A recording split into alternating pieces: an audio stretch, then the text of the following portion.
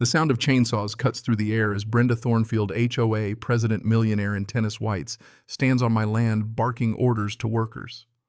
It's 200 meters from where I'm standing at my nephew's graduation. I'm helpless as I watch the security cam footage, four magnificent century-old oak trees that survived the Civil War that my kids used to climb are being hacked apart, crashing to the red Georgia clay. This destruction. Worth $85,000. Gone in a blink. Her obsession with her mountain view cost me everything, irreplaceable family history. Gone without warning, without permission, without remorse, just so she could enjoy her morning coffee. But what Brenda didn't know, she forgot one tiny detail. Her gated community, Thornfield Estates, depends on just one road to get to civilization. And I own it. That's right, every inch of it. What would you do if someone destroyed your family's history for their better view? I'm Arthur DeLoqua, and 3 months ago, I inherited what I thought was a paradise.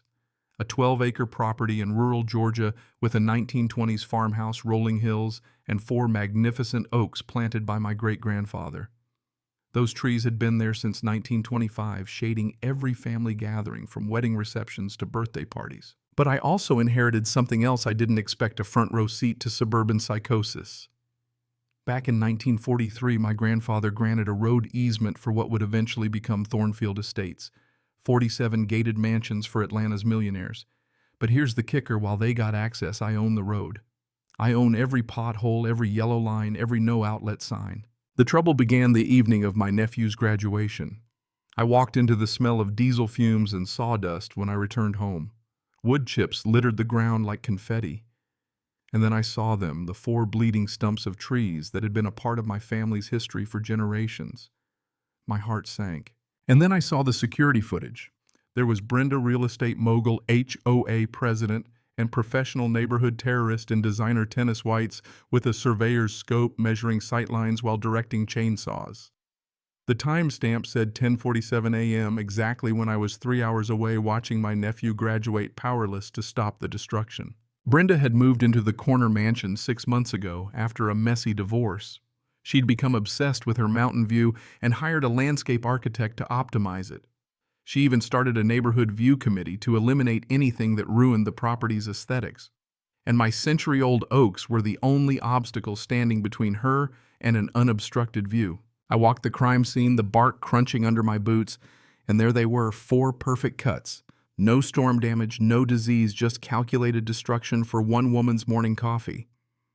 And then there she was, emerging from her mansion in designer everything, sunglasses probably worth more than most people's mortgages. "Arthur, perfect timing," she chirped, as if we were discussing weekend plans, not the destruction of my family's history. I showed her the footage. I asked her why she was measuring my property for her view, and she had the nerve to say it was a miscommunication with the tree service.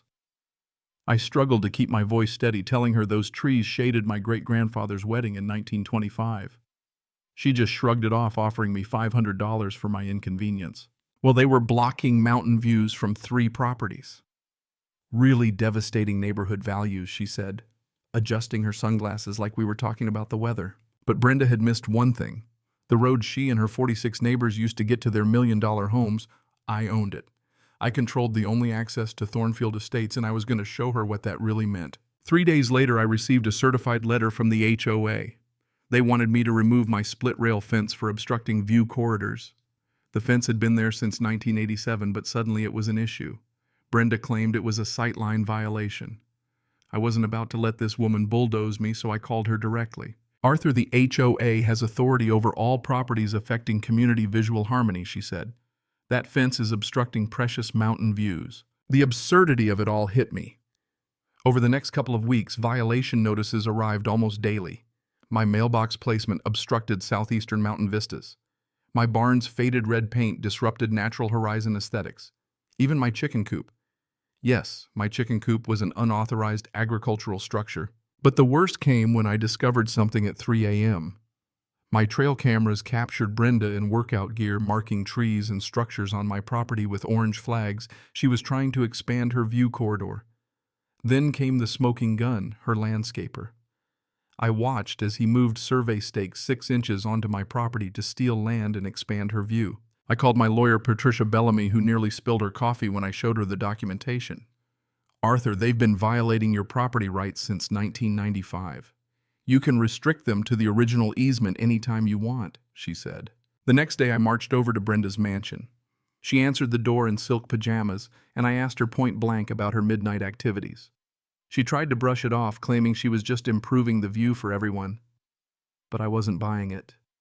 You've been trespassing on my property for 30 years, expanding the road without permission, I said, showing her the original easement document. I'm revoking your access. She tried to threaten me, but I was done playing nice. Things escalated quickly. Brenda filed a lawsuit accusing me of obstructing community aesthetics. She tried to get emergency restraining orders against me, claiming I was terrorizing the neighborhood. She had hired a $5,000 consultant to document every sightline violation, but what she didn't realize was that she had just created a paper trail of her own violations. Her own consultant had documented the 30 years of unauthorized road expansion that my grandfather had refused, and now it was her undoing. I had the power to make her entire community's access to civilization come to a screeching halt. It wasn't long before I had my solution. I installed a gate across the road. A beautiful, massive steel gate with environmental compliance features that would restrict access to Thornfield Estates. I could charge $50 per crossing and make sure that anyone who wanted to enter had to ask permission. The residents would have to pay, and Brenda would have to beg. Brenda tried to fight it. She demanded my gate be removed, but I had legal documents proving it was within my rights. And when she tried to get the community to support her, half the HOA board resigned, and the rest of the residents started to see her for the monster she really was. Eventually, the federal government got involved. I had triggered an investigation into the road violations Brenda had been covering up for 30 years.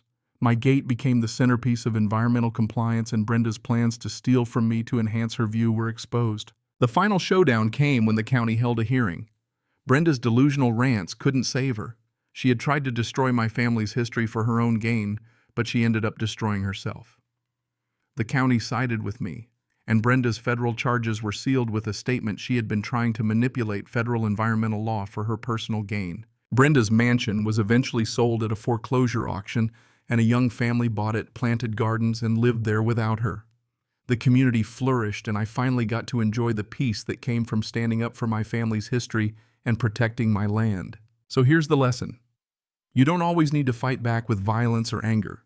Sometimes the best way to beat a bully is to outsmart them, to understand the law better than they do, and to turn their greed into their downfall. I'm Arthur DeLoqua, and this is the view worth fighting for.